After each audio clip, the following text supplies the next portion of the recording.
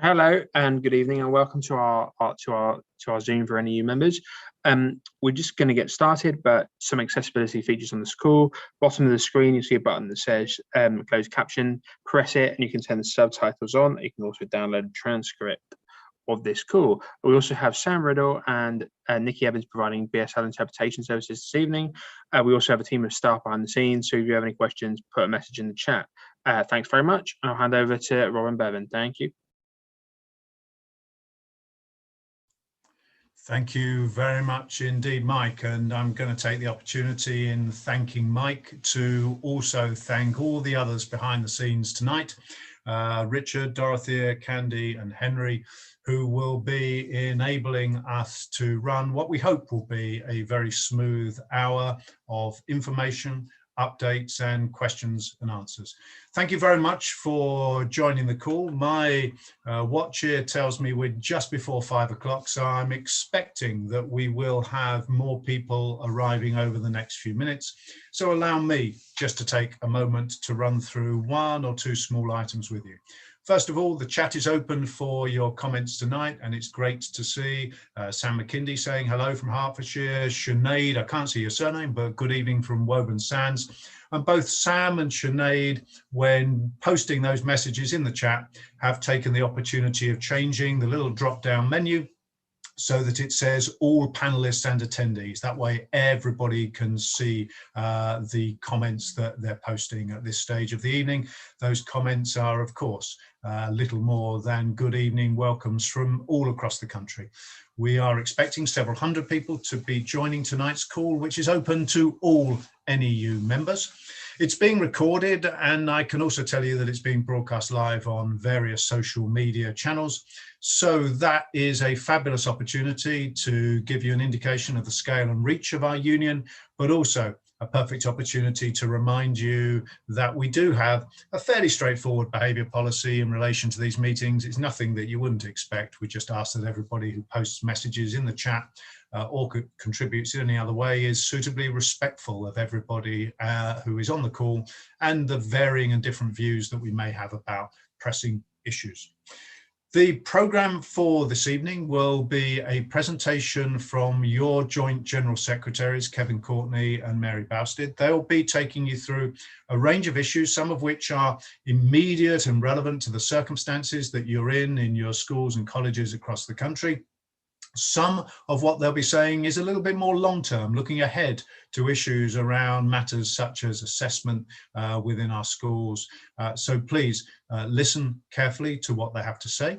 A key component of tonight's call will be a reminder of the fact that you, together with your fellow union members in your workplace, can have real influence on the working conditions and the working hours that you deliver. And we're going to help you with some of those issues specifically tonight in relation to what we technically refer to as directed time.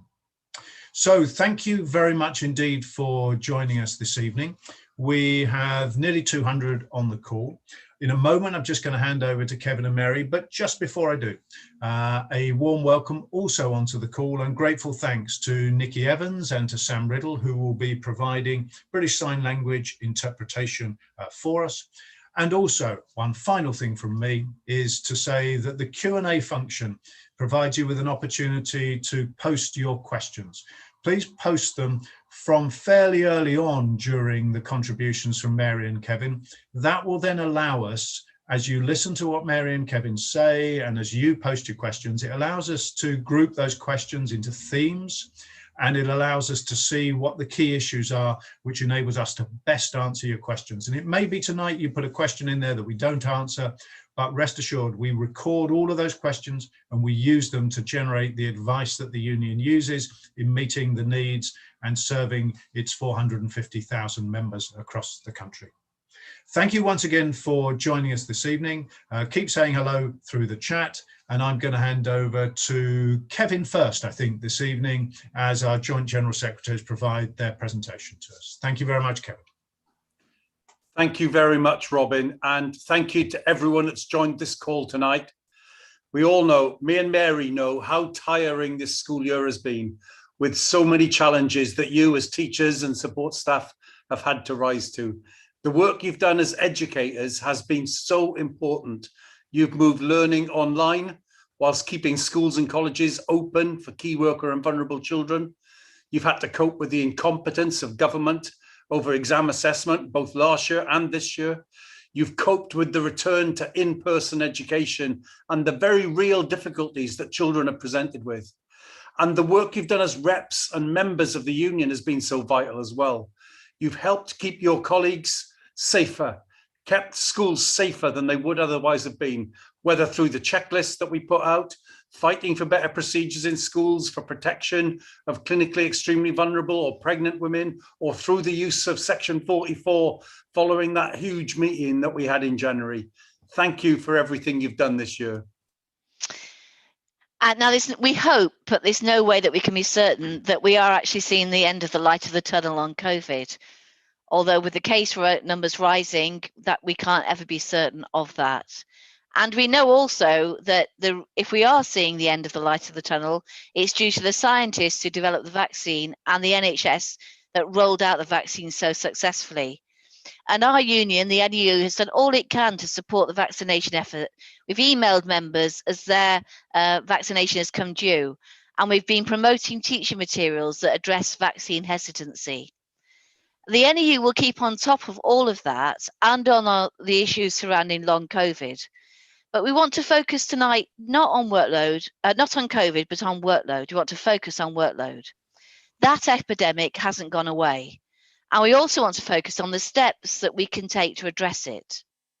Now, during COVID, we called Zoom calls, we talked to school and college reps about safety, we advocated for checklists to use in schools and colleges, we repeated those Zoom calls with members, and at the same time, we wrote to head teachers about the safety checklists. Then when our branch secretaries and our reps went to those heads, asking for a meeting about COVID safety, the heads were expecting them to ask for that meeting. They were expecting those calls. And then our branch secretaries set up our reps WhatsApp groups so that our school and college reps could share experiences and get support. And we want to repeat that sort of organisation, that sort of communication, that sort of support. We want to repeat that over workload, focusing on particular issues where change can be made at school or college level to reduce workload. And at the same time, we want to address the issues about excessive workload with government, with multi-academy trusts. So we really want to have a national focus and a local focus on workload, because that strengthens what we can do together to tackle the epidemic of workload. We don't intend this to be a one-off. We're intending to keep working on it, to keep the focus for politicians, for school leaders, for the union on the issues that matter to teachers and support staff in schools and colleges. And right now, this term, we've got a particular focus on directed time. That's not the only issue we're dealing with in schools. We have school groups winning right now, winning changes on all sorts of other issues at the moment, over pensions in independent schools, over pay in sixth form colleges, over workload across the piece. But we also want a national focus on directed time. There is a national decreed limit on directed time, but in many schools it's ignored or not measured. And dealing with directed time, we know, doesn't address all the issues of workload by any means, but establishing the principle that head teachers must budget for directed time, must discuss that budget with staff. That can be a start to discussions over other aspects of workload as well. So for us, our focus on directed time is a start, not the end. It's a bit of the national contract that has a limit on workload. We want to fight to implement the national contract we do have as part of fighting for a better national contract in the future. It's a national standard directed time that matters. Heads are required to follow it in state schools. But even if the 1265 hours doesn't apply in your particular setting, there is still a chance to raise with your leadership, with your school management and leadership, issues of workload. And for support staff who aren't covered by the 1265 hours, there's also the matter of raising with the leadership and management that the support staff should only be asked to work their contracted hours.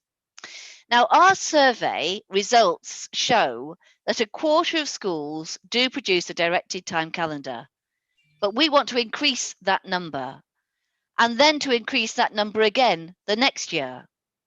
Now, in some of those quarter of those schools, heads discuss that directed time calendar with their staff, discussing such matters as how many meetings are there in a particular week? Do you have staff meetings in the same week that you have parents' evenings? So we also want to increase the number of schools where that discussion between leadership and teachers and support staff actually happens. And as we said earlier, we want to establish that workload is something to be discussed just as an important step in itself.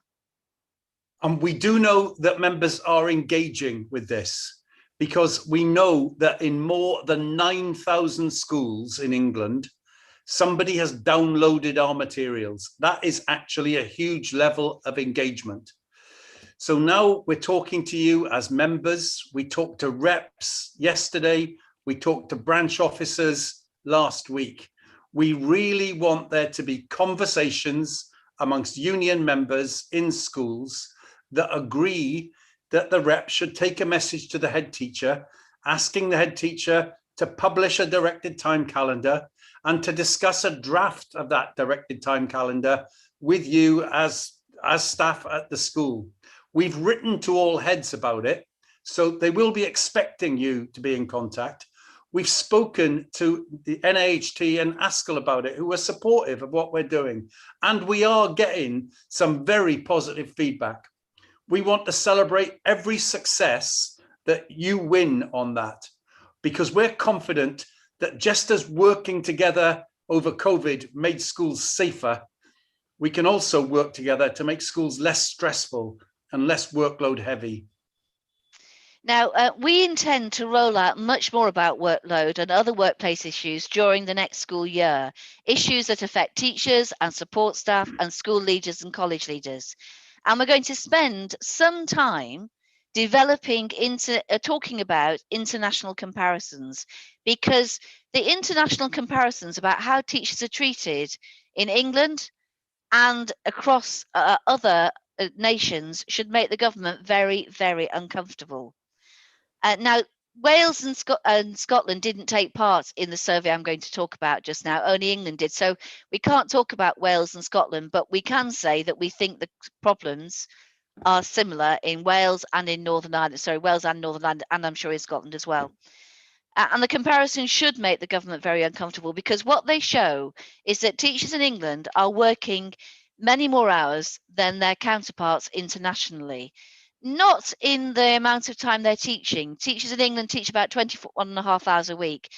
In Scotland, it's an hour more, but they're bringing that down. But across, international comparisons, teachers do teach about 21.5 hours a week. But it's the out of class work, the lesson preparation, the marking, the data entry, and so on, where English teachers are spending about double the time of their international counterparts. And what the international comparisons also show is that teachers in England are much more observed and monitored than teachers elsewhere. They have less autonomy in their work. And that leads to stress levels in England that are double the international average for teachers. Our teachers are twice as stressed as teachers in other countries. So we're going to come back to that with you next term and throughout next year. This term, we want to focus on directed time and the 1265 hours. And we think the reason why we're focusing on directed time and 1265 hours is that is a lead-in to the larger conversation we want to launch about workload next term. When we write to head teachers about this, we're conscious that thousands of head teachers are actually members of our union and committed to an ethical form of leadership. So we're talking to all head teachers, including our members. But we also wanted to tell you about some other really important work that the union is doing that is still really relevant to you in your classroom and in your school. Last week, we launched, the Independent Commission on Assessment was launched. We're funding this, but it is independent. Its launch was the subject of an editorial in the Sunday Times, which tells you that it's cutting through. That's a case of the National Education Union being in the right place at the right time. There is a debate on assessment, primary and secondary, that is raging in the Conservative Party. Nick Gibb and Robert Halfon, Nick Gibb, the schools minister, Robert Halfon, the chair of the Education Select Committee, they've been exchanging blogs, competing with one another on the Conservative Home website, trading blows. Nick Gibb for the status quo of exam mania and SATs, Robert Halfon calling for the current exam diet tired and failing. There's a group of Conservative MPs that have produced papers calling for the end of SATs, the abolition of GCSEs, the development of a 14 to 18 education phase with a baccalaureate qualification at age 18. We go to all of the party conferences, and this year at the Conservative conference, we've got a fringe meeting with that group of MPs that are calling for the abolition of SATs and changes to secondary assessment. The independent commission that we've set up and are funding has representatives from the CBI, the Confederation of British Industry, from the Edge Foundation. These are not the NEU's normal friends, but that's a real strength of this commission. And the Commission on Secondary Assessment puts us on the same place as we are, the NEU is on primary assessment, where we have an umbrella group of a range of organisations. It's called More Than a Score, and that is closely aligned with NEU policy, and it campaigns for the abolition of SATs in primary schools, campaigns extremely effectively for the abolition of standardised testing in primary schools. Now, More Than a Score is not the NEU, but the NEU funds that coalition, and we use that to get the widest range of organisations to work with us to support our policies and to have a wider range of voices leading to the outcomes that we want. We've also launched on our website a No Child Left Behind pledge, and we've asked MPs to sign the pledge. So the website shows the number of children in each constituency which are trapped in poverty, both as a number and as a percentage. And so you just click, I've been on the website, you click on your constituency, you can see the number of children in poverty, both in numerical terms and as a percentage of children in that constituency. So it's really hard hitting, it's really visual, it's really interesting. We think that teachers are often blamed for the effects of poverty, of child poverty. And we want to point to where the real problem is, which is not teachers and support staff and leaders. That's not the reason for children's poverty. Teachers and support staff and leaders fight against and support families tackling poverty. The real problem is poverty itself. So in all this activity, we never lose sight of the fact that our members working in schools and in colleges need real and practical support for them to help in their day-to-day work in schools and colleges. Last term, during January and February and March, during lockdown, we created a remote education hub to support members on pedagogy and help them network directly with one another. We know that reps and members learn best from one another, and we can build the union's strength and an impact on teaching and learning. This term, we rebranded as, instead of remote education, as the Recovery Education Hub. And that has practical tips on the research about recovery, pedagogy. It gives union advice on how to discuss and bargain with school management around what education should look like during this period. It offers a platform for members to share their practice. We would really like you to try out the Recovery Education Hub and let us know how it's working. It's got practical blogs, advice on behavior, motivation, engagement, how to bring outdoor learning into the whole curriculum, about oracy, inclusive reading, and lots on student and staff well-being. We're also working to support members in managing pupil behavior. It's one of the issues that our members call our advice line about regularly. So we've just launched advice to help reps and members review their behaviour policy and in order that it meets staff and student needs. It sets out why the NEU doesn't support zero tolerance policies, explains how damaging these are for Black and working class students and students with SEND. But we do want to support our members in their schools and colleges in developing really good, really effective behaviour policies, because that makes working lives for teachers and support staff and leaders so much better. And it makes learning lives for pupils so much better, that they can learn in peace, they can learn securely, they can get on with their work, and they can achieve what they want throughout their education. So we want good behaviour, and the guidance is there to support schools and colleges in developing just that. We've also launched a resource called Turning the Page on Poverty, about how to explore in schools and investigate how poverty affects attainment in learning in your school. And it's practical, and it's useful, and it's powerful. So we're really working to get practical support and guidance out to members, out to schools, so that you can be supported in doing your work better and doing it more effectively. We're doing much more on racism, on LGBT rights, on sexual harassment, for example. So we want to say the union is all of us, and it's there for you. We want the union to be in your work, campaigning for better work, striving to make work doable, acting to achieve fair workplaces where all colleagues are treated with dignity and respect. The National Education Union is not the head office in London. It's not our regional offices. It's you working together for your pupils and for each other. We are here to support you in doing that. We are proud to be your joint general secretaries. And though we know we can always do better, we're not complacent. We are very proud of the NEU. And we're very proud that you have done such marvellous work during COVID. You are, we know, exhausted. Teachers, leaders, everyone working in schools and colleges are on their knees. The fact you're on this call is marvellous in itself. So we do hope that you have a very good summer holiday. We hope you come back in the autumn term ready to work with us and with each other to improve your working lives, and improving your working lives, improving the learning lives of your pupils and your students. Thanks for being on the call tonight. Thank you very much, Mary. Thank you very much, Kevin.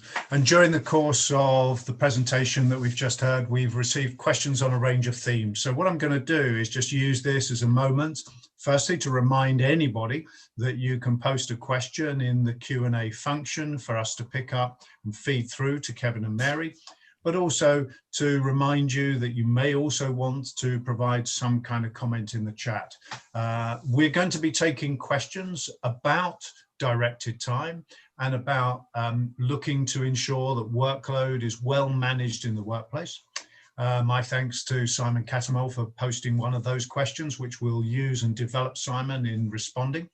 After that, we've got some questions. Unsurprisingly, they're questions about the COVID situation, particularly in some parts of the country. Important for us to reflect on that. So we will spend a few moments looking at some of those issues. And then we'll come back to some further questions. There's one around pay. But just before we take those questions, you heard Mary and Kevin talking about one of the really important issues that has been absolutely forefront, particularly for secondary school staff during the course of this year and last year. And this is the issue of fair and reliable assessment for our pupils. And we know that the old system of masses of exams crammed into a very short space of time was not serving our pupils well. Certainly wasn't serving all pupils well, even if a small number thrive in that environment.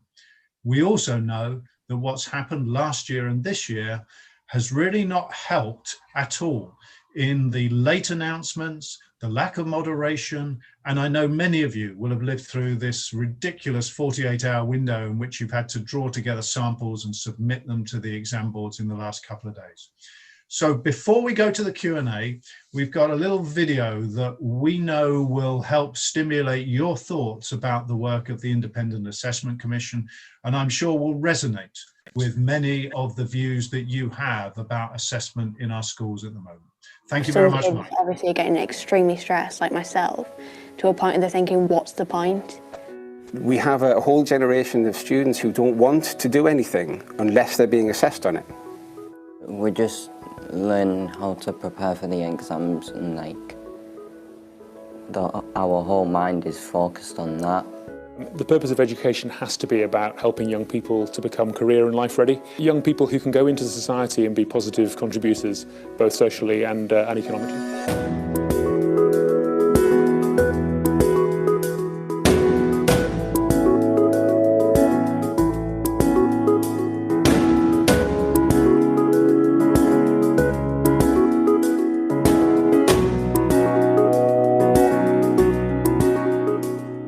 In essence, it's the beginning of a national conversation in England about assessment, qualifications and the curriculum. There's not an awful lot you can do as a teacher actually to make exam practice exciting and fun. It's relentless, it's repetitive, it's not exciting. Some people do better with just coursework, some people do better with exams, but when everything is just an exam basis, there is people set out to fail. So that forgotten third is incredibly important. I mean, firstly, those students have their confidence shattered. For them, it's a barrier they're never going to get past. They've been told when they were 11 that they're not going to get the results that they want. And by the time you get to year 9 or 10, it takes an incredibly stubborn kid, of which some exist, to say, no, you're wrong, I can still do this, but there's not many of them. They have different talents. They have a different and important contribution to make to society. My cousin, through lockdown, he had his GCSEs then, so he didn't get them, and because they went off postcode and he has a North East postcode, he was predicted to pass everything in like 7s and 8s, and he only passed maths with a 5, everything else he got a 3 in.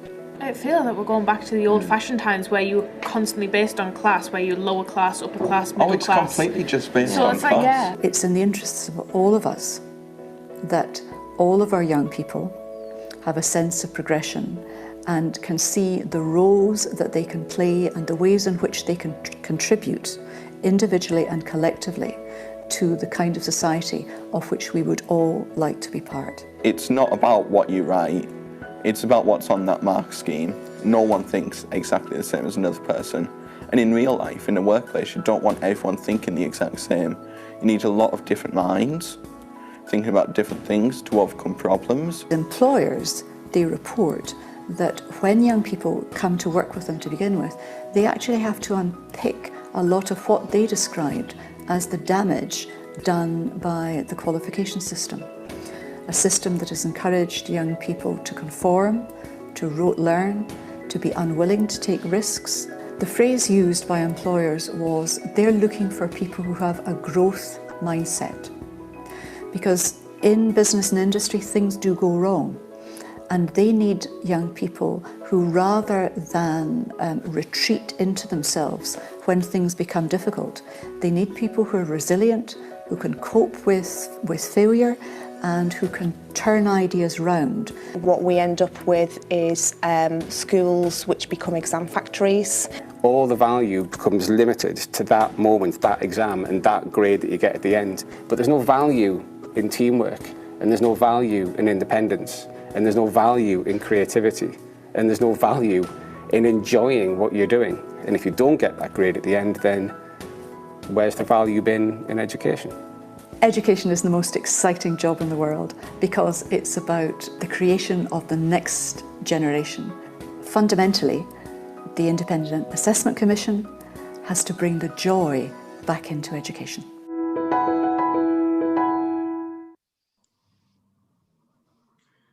Thank you very much indeed to the technical team for placing that video there for us to see. Thank you to Professor Louise Hayward, who's leading that commission. And I'm sure that the life stories that we were hearing projected through that video resonate with all of us, whether we're working in early years, primary, secondary, or post-16. That actually we know that at the moment there is indeed a whole sector of our school student population for whom the current model of assessment really isn't working, and others who are being assessed on only such a narrow range of what actually is worthwhile to pursue in their education. You can see in the chat, and thank you very much, we've got a link to the Assessment Commission website, www.newerassessment.org.uk. If I can encourage as many of you as possible to click on that, take a look at the videos, read the blogs that are there, and please do follow on social media and amplify the message for us as that commission is going forward with its work. So as promised, we're going to turn to some questions and answers, and I promised that the first question would be one around issues of workload and directed time. I'm going to read Simon's question out to Kevin and Mary, and I'm also going to just add some personal comment as well once I've read the question, because I do think that there is an issue in Simon's question that I can reflect on as a serving head teacher that may just be helpful. And Simon says, we are merging as a sixth form college into a general FE college, and the paying conditions proposals will significantly worsen the conditions for new teachers. Clearly that on its own is a reason for members in that college to be pulling together with union support. But Simon says that he's asking for 1,265 hours, the directed time element, to remain as part of the negotiations. How do you think I can press this point? Now, I promised you I would offer some personal comment on this. And Simon, as a serving head teacher, I find the 1,265 hour restriction on directed time incredibly helpful. It allows me to really clearly work with the staff in terms of what is expected of them in terms of their teaching duties, when they're going to be expected to remain on site for parents' evenings, for example. It helps us to limit and focus our meeting time, and 1,265 hours is plenty enough to allow you to ensure that all the things that your staff members need to do on site together can be done in a reasonable, appropriate and manageable way. And Simon, I'm just going to give you a second benefit, which is that it makes it really easy then to agree with your part-time colleagues, and within the sixth form college and FE environment, there's a significant number of part-time employees. It's really easy then to agree what additional expectations your part-time colleagues should be required to do, and where the limit sits for them, which training events should they attend and which not. I'm going to broaden the question. I'm going to go to Kevin and Mary, and I'm going to say, okay, what should Simon do to persuade his college of the importance of this? And more generally, what should anybody on the call do if at the moment their school or college is not recognizing the need for a workload managed calendar and a set of clear limits on what they're expected to do? I'm going to go to Mary first, if I may, and then I'll switch across to Kevin. Thank you, Robin. I think that, Simon, it's a really good question. And I think I would say that I was in a meeting with Nick Gibb yesterday, the school's minister, and it got onto workload. And this is Nick Gibb talking, not a normal ally. And he said the jobs market for graduates is becoming very, very competitive. They have choices about where they work and how they want to work. And if he was very clear, he said, if the education system wants to retain teachers in schools and in colleges, then it had better start treating them better than they are being treated now. In particular, he was talking about the fact that so many teachers are women, and that many of them, when they have children, want to work flexibly, and that is too often, or work part-time, and that is too often just ruled out. And what happens if you say no to a teacher who wants to work part-time, maybe because they have young children, is that they leave. So rather than having that teacher part-time, they've been lost to the profession. He was also talking about flexible working. No, that has particular challenges for schools, absolutely. But he was talking about that. But he was saying if workload is not planned for and considered and is not improved, when the jobs market improves and it's he thinks the economic recovery will come back quicker than even predicted, then we are going to have, at the moment, there is a rise in applications to teacher training because of the pandemic, but that is already flattening out. Already, those people who've applied are looking for other work. And one of the reasons they do that, one of the main reasons they do that, is they hear from teachers about what young people hear from teachers is about how exhausting the work is, how hard the work is, how they don't have free time, how they don't have time at the weekend, and it's a picture of something which is relentless. So I think that one of the main recognitions that are going to have to really come upon us as a profession is, unless we do something about working conditions and workload, we're going to have an even bigger problem with teacher retention. And it's already the case that 1 in 4 teachers leaves within the first 2 years. Over a third leave within 5 years. Nearly 40% leave within 10 years. And the reason that they give for why they leave, overwhelmingly, is the unrelenting excessive work, which drives them to stress levels, which I said in the talk, are twice the international comparisons. So, it's very clear. I remember giving a talk in East Anglia a few years ago, where I said to school leaders, if we don't look after the workforce, then there won't be a workforce. And they found that message quite challenging. I think it's getting out more now. And I'm going to a meeting next week with Gavin Williamson about workload and teacher wellbeing. Now, I regard myself as a teacher, and I think I'll have a lot of work to do there in educating Gavin about the causes of excessive workload, but I'll do my best. But I think that recognition is really being spread now. Thank you, Mary. I will come to you, Kevin, on that same question. And in doing so, I just want to emphasize that key role, of course, that many of our NEU leadership members can play in this campaign, which is demonstrating that actually in those workplaces where workload is properly managed, properly addressed, and where there is a good culture of support for those in the classroom and those supporting in the classroom, that those are the places where people stay. That's where you get good quality staff remaining and good quality staff applying. So Simon, there's another key argument. If your college keeps to a sensible and restricted approach, it can actually help it to recruit and retain the best teachers. Kevin, I'm going to ask you to comment on what might people do next. And while we've been talking, there's been a really great question posted by Munesh Mashiri about work in the independent sector. And I'll just pick up on that, Kevin, after you've spoken, unless you want to address it straight away. Thank you. Thanks, Robin. And I think that what you and Mary have done is outlined the argument that we will be making to head teachers. And many of them will accept these arguments. But there is a simple union method that we go through when there is a concern that we've got in the situation that Simon described or that Munesh has asked about here. And that is the rep talking with the members, establishing that there is a common concern. Members, if you haven't got a rep, electing a rep, then having a conversation of members, establishing what the common concerns are, the rep, and that can be more than one person. You can have 2 reps, 3 reps even, taking the case to the head teacher, presenting the case, and then reporting back to members what the head teacher or other school leaders say about it. And going through that cycle, establishing that there is common cause, that there is something that people think should change, preparing a bit of the case and taking it to the school leaders, reporting back.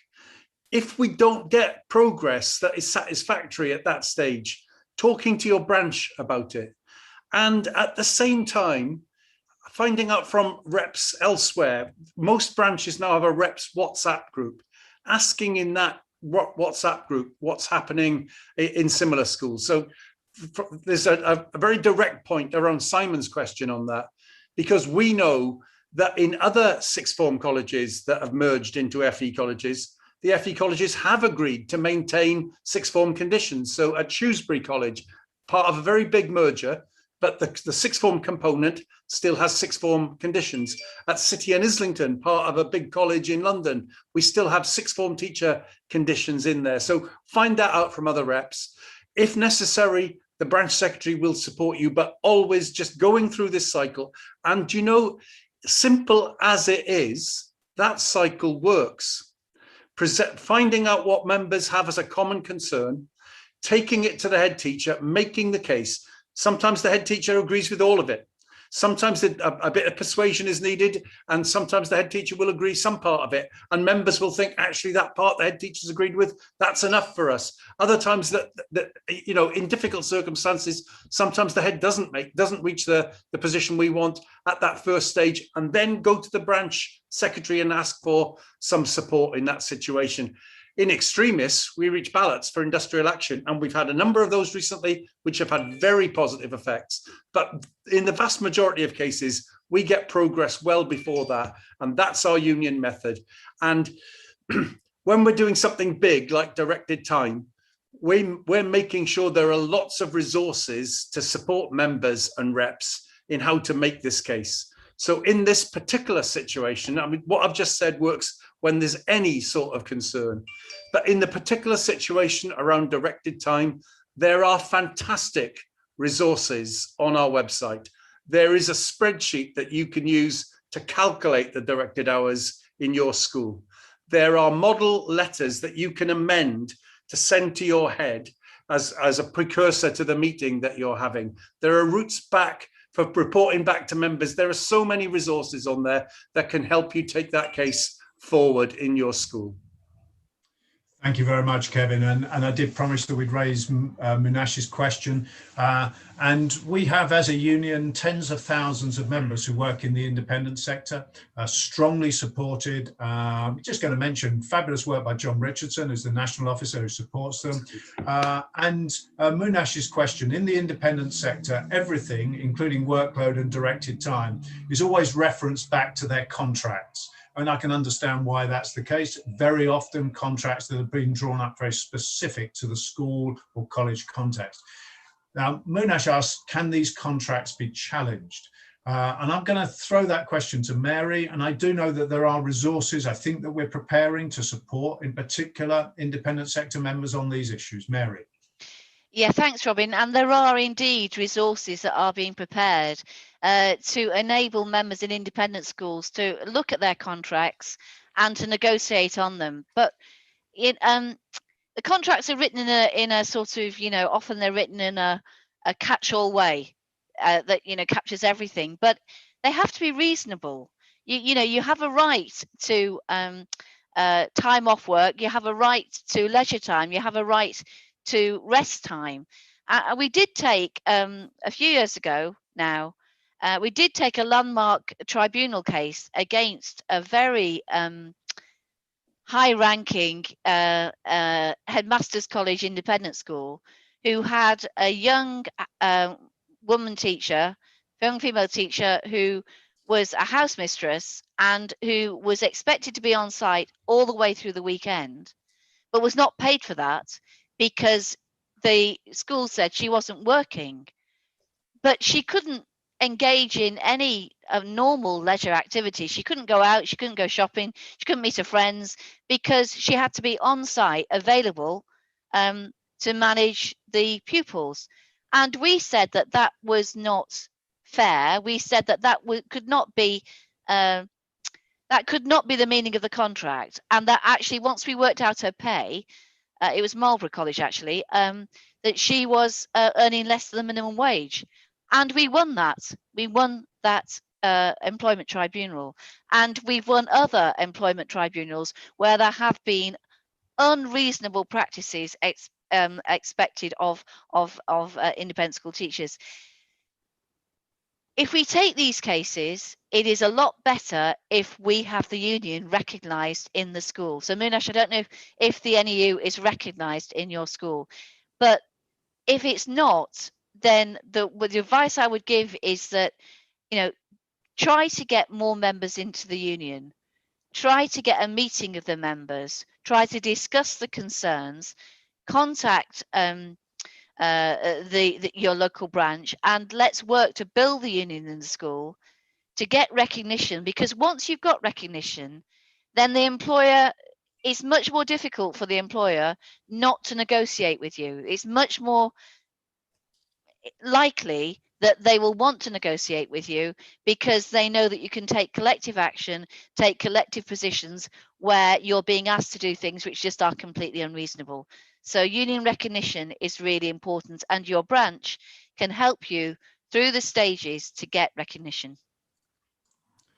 Very much, Mary. And you mentioned Marlborough College, but we also have very strong representation in independent schools like Mill Hill, big North London independent school.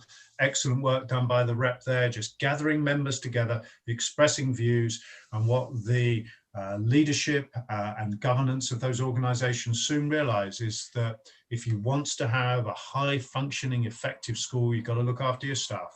And that includes putting limits on what's expected of them. So thank you very much to Simon for your question. Thank you to Munash. And we're moving on to some COVID related questions as a block. Kevin, I'll come to you on these. I'm going to read all three questions out. To some extent, they are repeats of questions that we've answered previously, but now transferred into a new context. Sure. Where we've got variable infection rates, a new variant, and of course, high levels of vaccination as well, but not complete vaccination. So Rach Andrews simply asks, is it safe to be working in very high COVID-19 areas? That's the first of those questions. From Judith Lamour, CEV immune suppressed COVID figures are going, okay, right, apologies, I didn't read that well. Okay, so what Judith is saying is that COVID figures are going up, that for those who are clinically extremely vulnerable, they are beginning to feel very vulnerable back in school. Again, my apologies once again, I'm not reading this terribly well. Is there any new advice around the management of CEV individuals in the workplace now that, and Judith says, the government has forgotten about us? Thank you, Judith. Apologies, I didn't read that very well. Hannah Thompson says, with the uncertainty surrounding the safety of pregnant women in the third trimester in the autumn term, what will your advice be from September for those in their third trimester? As the end of the year is nearing, many of us are unsure as to whether your advice will still be to work from home from 28 weeks and what impact that has on our safety if schools are expecting us to be in large bubbles from September. Kind of feeds in as well to the fact that we're missing at the moment any clear, direct governmental advice about the organisation of schools from September. So, Kevin, I'll let you come in on those if I may, and then Mary, I'll pick up with you on a paid question to follow, if I may. Kevin. Thanks, Robin. These are important questions, and they're being raised in a context where we are uncertain how things will be playing out in the autumn term. We do hope that the spread of vaccination of single dose and of double dose, we're at something like 82% of adults have had a single dose, and somewhere over, just over 60%, I think, have had a second dose. And there is a hope amongst the scientists that eventually we'll reach a point where the virus can't spread because there is an inhibition in transmission with the vaccination. But we're not certain, and the scientists aren't certain where we'll be in September. So there are things that really matter right now, and I think it's really important to talk about them. We've just had, in the last couple of hours, the data on how many school outbreaks there were last week. Now, a cluster in a school, an outbreak, is 2 cases or more, so it can be quite small, but we've just seen the data, and it is now bigger than at any time in the January term. And it's just got, it's still nowhere like where it was in September, October term, but it is higher. The number of outbreaks in schools last week was higher than at any time in the January term. And there are consequences of that. The number of children who are being sent home for self-isolation as they were close contacts in all the same room as a child. And generally, you don't find that they've got COVID, but it's a way of protecting and trying to stop the spread. But we're sending home hundreds of thousands of children because we have lost control of the virus. So as well as the concern about safety, I'm going to come on to that, there is also the concern about the disruption of education. And all of that means that we are more and more Going back to the point that we tried to convince Gavin Williamson of, that he should not have removed mask wearing. It's not a silver bullet, but the more mitigations you have in place, the more interruption of the virus there can be. So we are saying in secondary schools, especially in those higher rate areas, mask wearing should come back. It is inconvenient, but nothing like as inconvenient as being sent home. It's really vital to work on ventilation. COVID is an airborne disease. We want to stop the spread of this disease. Ventilation really matters. Being outdoors as much as possible really matters. And there are some opportunities to do that, and we should take them. And all of that needs to be put in place in schools as much as we can. And if you're clinically extremely vulnerable, I think there should be a conversation with your head teacher about, I'd really like to be in the best ventilated classroom, in the best ventilated space. But we have to acknowledge, though, we're not in the same place that we were in the autumn term. The vaccination is making a real difference. And the data that we're seeing from the government, and no scientists are disagreeing with this data, so it's consensual, that after you've had 2 doses of either Pfizer or AstraZeneca, plus the time to build up antibodies, there is a really high degree of protection against a serious case of COVID. The sorts of degree of protection they're talking about are 94% reduction in the chance of you being hospitalized. And that is with the Delta variant. That's not with previous variants. They've got enough data to know that even with the Delta variant, 3 weeks after your second dose, you're 94% less likely than you would have been if you weren't vaccinated to have to go to hospital if you contract the virus. Now, we still want to reduce the chance of contracting the virus. That's what the mask wearing, the ventilation is about, to try and reduce that as well. But I think that people should feel that that 94% protection is a very high rate of protection. Now, we don't know where we'll be in September. Mary and I were at a meeting today with senior civil servants and with scientists, and they were talking about that, the possibilities for September. We don't know whether JCVI will advocate for the vaccination of secondary school children. We're not the scientists. Frankly, I hope that they are going to recommend for it, because I think it will prevent children being sent home. But they've got a serious job to do of assessing the risks, of the very small risks that vaccination causes against the other risks. So the JCVI are doing that work. The government is looking at testing all children before return to school in September. But let's hope that cases are lower because the spread of the vaccination. So we're going to be monitoring this throughout the summer. We'll be talking more about it, but we're hoping that the protection will prove to be as solid as the scientists are all telling us it is at the moment. And that is a really high degree of protection, even for people who are vulnerable or in the 3rd trimester. So if that vaccination is giving that degree of protection, then that will have to play into our thinking about what we say to members in that situation. We'll still want to do everything we can to stop the spread of this virus, because there's still a 6% chance of being hospitalized.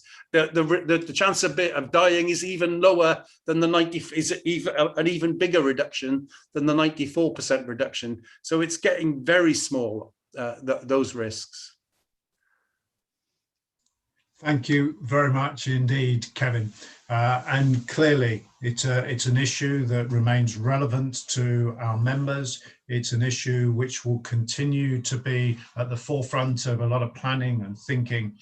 And also, we're still waiting to know exactly what the effects of vaccination are in the long term in terms of reducing transmission. There have been a few people posting comment in the chat around the management of COVID cases within your own school. I would encourage you, if you're concerned about the management of COVID cases in your own school, ask the school leadership for their risk assessment. and go with it to your local district branch official if you're not happy about something, and they will be able to cross-check it with what local public health are requiring. And that won't, I'm afraid, be identical in all parts of the country, so you will need to look for an answer more locally on that particular issue. Now, I promised a question about pay. We've got 6 or 7 minutes remaining. And just to say, those of you who have seen that your questions have been answered live, what it means is that it's been passed through to the panel to look at. We won't be able to take every single question, but that's what it means if you've seen that your question's being answered live. Alex Ogg has asked a question about pay. I'm going to come to Mary on this. And he says, hi all, I'm concerned at my school. They're trying to introduce a policy where upper pay range teachers, sometimes referred to as UPS, upper pay range teachers have to do an additional project to maintain their UPR status or to progress on the UPR scale. They have threatened UPR teachers who refuse to comply with a quote unquote support package. Any advice gratefully received. Mary, just straight to you on this one, please. Okay, so the upper pay range is designed to recognise the greater expertise of teachers who have the experience and the expertise to be extremely good teachers. Upper pay range teachers, sometimes, you know, they're more likely to be school mentors. If you've got initial teacher trainers in the school, they may be looking at leading on some aspects of the school's work, but they are absolutely not required to be doing projects or to be taking on additional responsibilities for which they are not paid. That was never the thought behind the upper pay range, and that was clearly written into the school teachers' pay and conditions document. I remember the negotiations where civil servants and government ministers were desperately trying to get us to agree to extra management responsibilities for staff on the upper pay range, and we did not do so. Where there are specific management responses, that you're either on the leadership line or you've got a TLR. So the school doesn't have any locus in saying that upper pay range teachers have to do a project. And I would also be really interested in what they think the project would be, because it sounds to me like an additional project could very well just be busy work. It's a sort of punitive, you're being paid more, so we want to see something for it, as though teachers aren't already, with working weeks approaching 50 hours, in often more. The secondary teachers taking GCSE and A-level classes over the past term, much more than 50 hours, although teachers aren't working hard enough. So they've got no right to do that. If they continue to press for that, then get in touch with your local branch and get in a branch officer. If you have a rep in the school, get them to get in touch with the branch officer and go back and just say, actually, you have no ground on which to stand to do this, and don't. Thank you very much, Mary. And key starting point, absolutely key starting point, ask for that copy of the school pay policy, because that will make it very clear what is currently the policy, and then you check against, as Mary said, what is a reasonable expectation for anybody who is progressing in that way. Kevin, we've got a couple of questions that have come from Tanya and Emma. And they're both back on the workload issue, which we had put centre stage in this evening's discussion. So I do want to kind of go back to it. Tanya says, please can headquarters, it all sounds very grand, that the union's membership is spread all over the country. But yes, there is a building in London, and yes, there are staff who work there. But can headquarters devise a lesson plan on workload that reps can give on training days in schools and colleges? This is about having resources available for reps to use to help their staff manage these issues. I'm sure such a free session would be very welcomed by senior leadership and would also be good in recruiting new members. And then there's a question from Emma, I think it's Emma Milson-Franks, apologies if I'm misreading the name. And I'm going to just take Emma's question, expand it a little bit. And Emma is kind of saying, is it, what's driving this workload? Is it actually work that we need to do, or is it being driven by some kind of external indicators, requirements to meet other demands? Kevin, if you're happy to comment on that. I'm conscious we're just heading into the last minute or two. So after this, I'm just going to go back to Mary for a comment around assessment. So Kevin, please. Well, I'd like to say hi to Tanya. I know Tanya, and I think her question's a very good one. And I just want to say that this term, staff in head office, along with staff in the regions, along with branch secretaries in a focus group, are working on materials that we are going to be rolling out during the autumn term. The materials we've got on our website, look at them on directed time, they're fantastic. But I said at the beginning, the directed time is only a start. So we're looking for materials on all the aspects of workload, and the sort of suggestion that Tanya makes might well fit into that, but we'll be launching those materials in the autumn term. We intend to crack down on the epidemic of workload.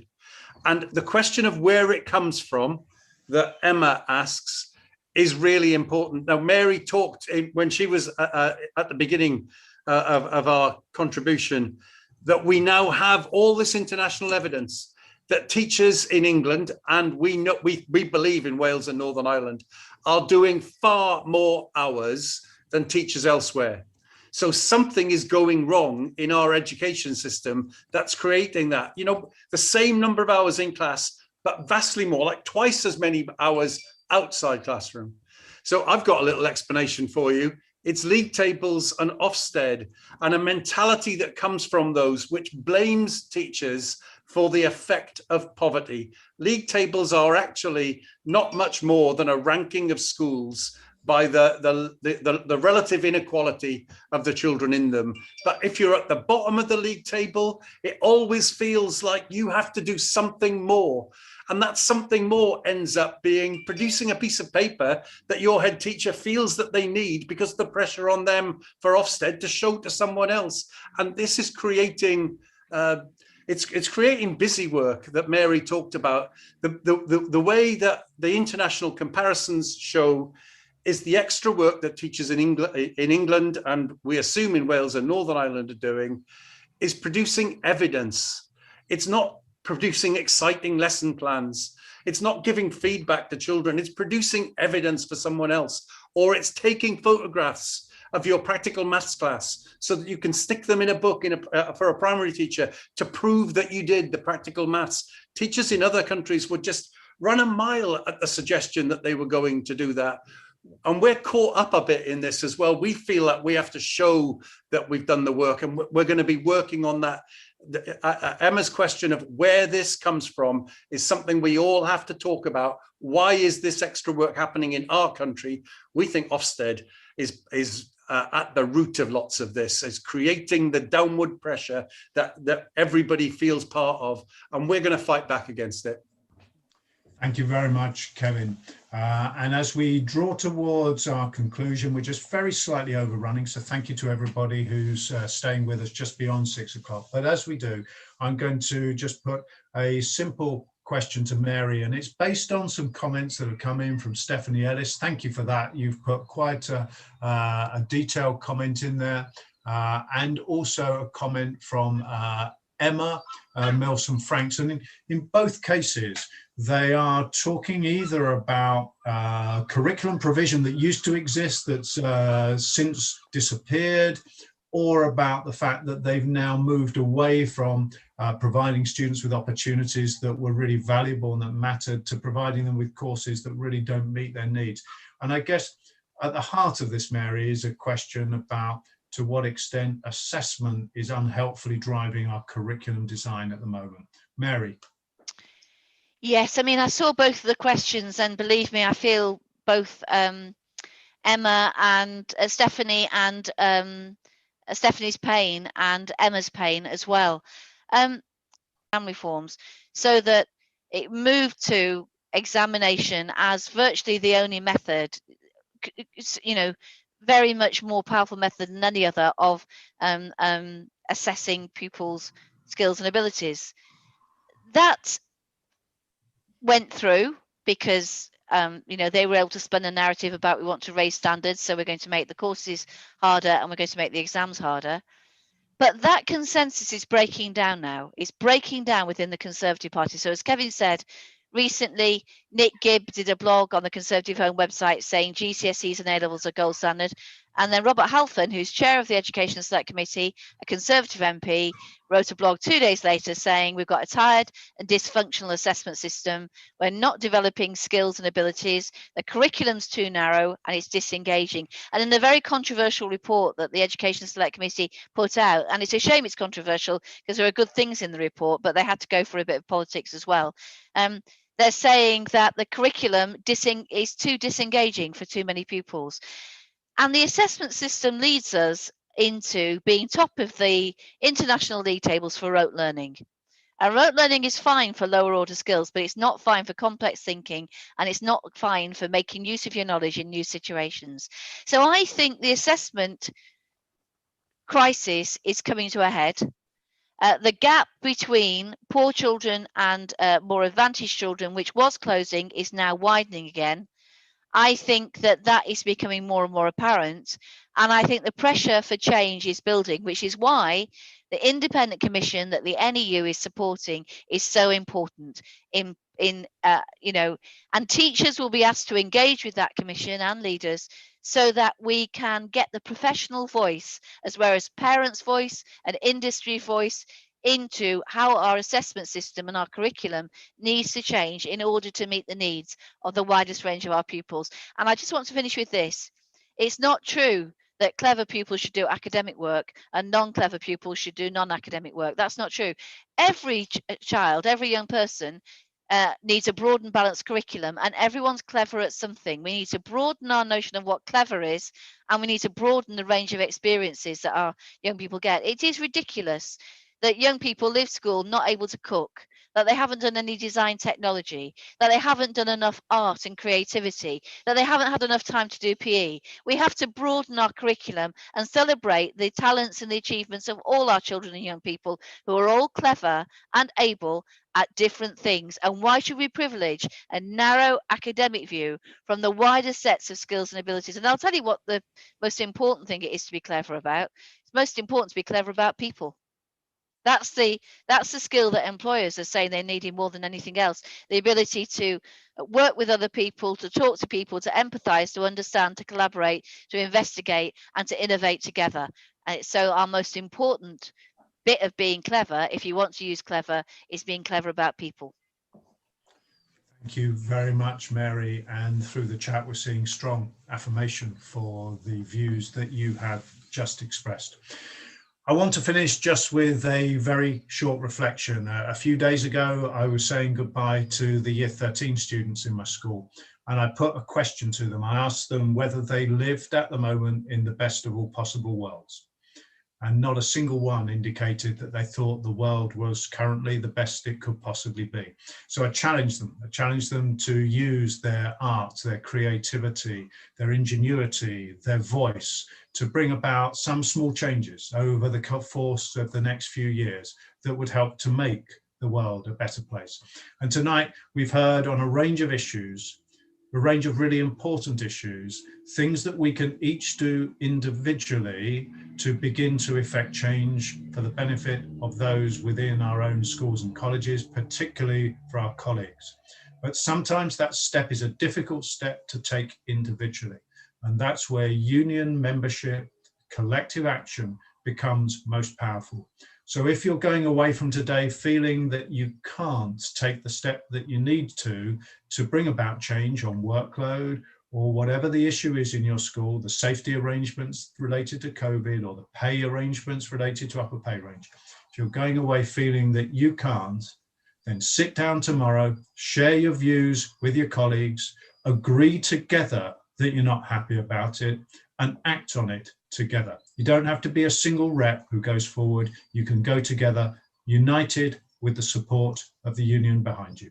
Thank you for joining us this evening. Thank you very much to Mary and Kevin for your extensive input. Thank you to all those who've supported the programme tonight. And we wish you the very best of a restful summer holiday when you get to the end of term, and look forward to future meetings of this kind in the autumn. Thank you very much indeed.